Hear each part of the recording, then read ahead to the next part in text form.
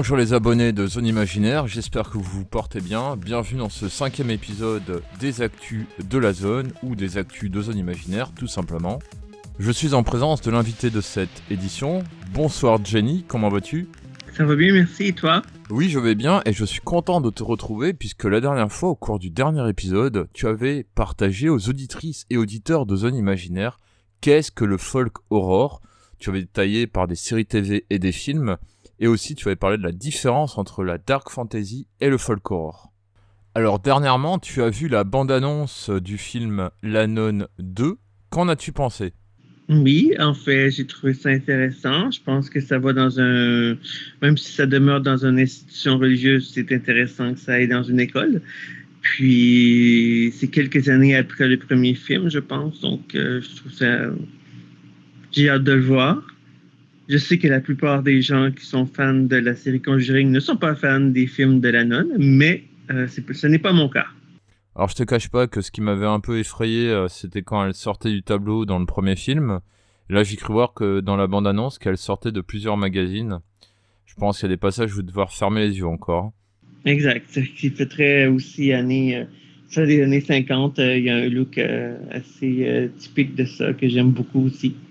Et dernièrement, est-ce que tu as vu d'autres films ou séries TV de type folk horror ? Non, en fait, j'en ai pas vu vraiment qui était folk horror, à part peut-être Sacrifice, qui est sorti en 2021 et qui met en vedette Barbara Crampton, une très connue actrice des années 80 dans les films d'horreur.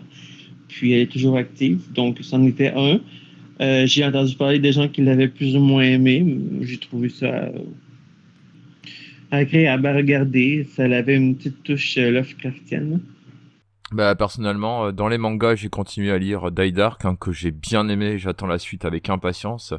Là dernièrement, je me suis procuré un autre manga qui s'appelle End Star Communication, et aussi Onera. Après, c'était beaucoup de livres fantastiques. Comme par exemple le livre écrit par Mélanie Garteau, Alastor Bane, le tome 1, La prophétie d'Highland, que j'ai dévoré et que j'ai adoré. D'ailleurs, prochainement sera diffusée l'interview de Mélanie Garteau sur la chaîne YouTube. Et toi, en ce moment, tu lis quoi ? En ce moment, en fait, je lis beaucoup selon mes humeurs. Hein. Mes livres peuvent varier selon les humeurs, mais en ce moment, j'ai acheté un livre qui est assez connu, apparemment, de l'horreur, qui a eu une bonne critique de Stephen King et qui s'intitule The Ceremonies. C'est de T.E.D. Klein. Et je découvre tout juste, hein, donc c'est à date, je pense c'est très folklore et j'ai hâte de voir ça, mais c'est long, hein, c'est quand même, c'est presque, c'est 600 pages, 600 pages de lecture. Et ça parle de quoi ? C'est quoi le sujet ? C'est ça en fait, je ne sais pas trop, j'y vais un peu à l'aveugle. Ça m'arrive des fois, en général, j'aime mieux un peu plus savoir, mais au début, ce que je crois comprendre, c'est que quelque chose est tombé du ciel. Et c'était il y a très, très, très, très longtemps. Et que la nature s'est reconstruite avec le temps. Et la chose qui est tombée du ciel demeure sur place. Et je ne sais pas ce qui va arriver avec ça. C'est bizarre, ça ressemble à un de tes films préférés, La couleur tombée du ciel. Oui, c'est surtout mon livre préféré parce que c'est avant tout un livre, mais c'est différent. Dans La couleur tombée du ciel, ça tombe carrément au présent et la famille qui vit sur le terrain est affectée sur le présent, tandis que là, c'est quelque chose qui a tombé sur Terre il y a probablement des milliers d'années et ensuite, on va découvrir c'est quoi parce que je ne sais pas encore ce qu'il s'agit. Ça me rappelle quelque chose que tu écris. Oui, et ça, je l'ignorais en fait. Fait que là, je le commence, puis j'espère juste pas que les gens vont penser que je copie parce que c'est loin d'être le cas. Mais voilà, j'essaie de demeurer original dans mes créations. Ouais, parce qu'il faut quand même signaler aux abonnés de Zone Imaginaire que tu écris. Oui, et que pour la première fois de ma vie, j'ai envoyé un manuscrit à des éditeurs et j'attends des réponses. En espérant que tu aies une réponse rapidement. Qu'est-ce que tu penses de cette saison 2 pour le moment ? C'est très intéressant, c'est très diversifié. Pas le nombre, mais les personnes qui sont intervenues ont diverses façons de s'exprimer. Et il y en a que c'est des sculptures, il y en a que c'est des romans, il y en a que c'est du cosplay, et il y en a que c'est vraiment autre chose du genre comme du cosplay mais inventé. Donc on peut pas dire que c'est du cosplay, mais que c'est du costume qu'on dit. Donc c'est fascinant de voir comment les gens interprètent leur passion.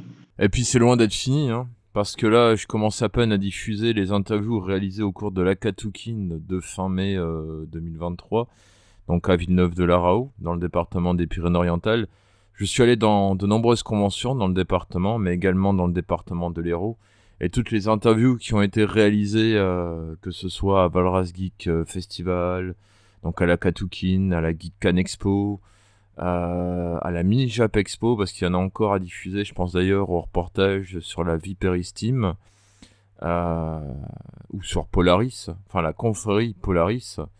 Il y a aussi donc des interviews qui ont été réalisées à la Matsuricon de Saint-Cyprien, qui a eu en juillet, également aux fêtes médiévales de Castelnou.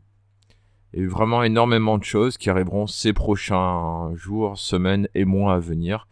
Et il y a les prochains événements aussi, comme je pense d'ailleurs à l'événement du 2 septembre, le festival des 1001 lanternes organisé par l'association ACFF 66, où là il va aussi avoir d'autres enregistrements, d'autres interviews, d'autres directs, d'autres vlogs. Bref, Zone Imaginaire a encore de beaux jours devant elle. Surtout, ce qu'il faut savoir, c'est que j'ai toujours un créneau d'avance sur les différents projets qu'il y aura au cours de la future saison 3. Il y aura un petit changement dans le logo, il y aura peut-être autre chose, mais je vous tiendrai informé certainement dans le prochain épisode des actus de la zone, puisque je pense que là sera abordé la convention déjà Star Wars des 16 et 17 septembre 2023 qui se déroule à Carcassonne, et l'Auxerre Galactic Day des 21 et 22 octobre 2023 qui se déroule à Auxerre et dont le thème cette année est le cyberpunk. Eh bien en tout cas Ginny, je te remercie d'être venu nous rendre visite au cours de ce nouvel épisode des actus de la zone imaginaire. Ça fait plaisir et j'ai déjà hâte de voir la suite de ce que tu vas nous présenter. Je te donne rendez-vous au prochain épisode si tu veux, ou à bientôt. Oui, à la prochaine.